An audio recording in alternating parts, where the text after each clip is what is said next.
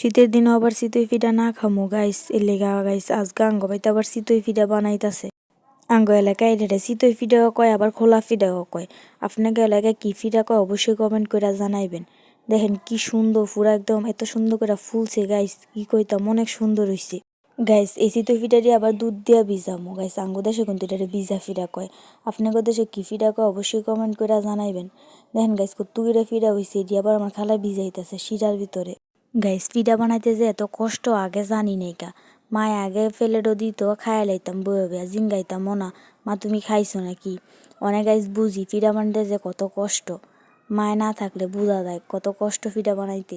চিতই পিঠা গিলা শিরার ভিতরে ভিজানোর পরে গাইস দেখেন আবার দুধ দিয়া ভিজাইতেছে। আমার খালা আবার আস্তে আস্তে করে একটু দুধ দিয়া সুন্দর করে আবার ভিজাইতেছে গাইস। দেখেন গাইস কি সুন্দর একটা কালার আইছে দুধ দিয়া ভিজানোর পরে। আমার দেখে অন্য আবার খাইতে মন চাইতেছে গাইস। গাইজ আমার আবার সহ্য ধৈর্য কম, এর লেগা গাইজ দেখেন গরম ফিরে গেলি কোন সময় খামো কইতাছি। এর লেগা আবার আমার মামা নিয়ে আবার সুন্দর করে বাইরা দিতেছে, কইতেছেন নাও তুমি আগে খাইয়া লো।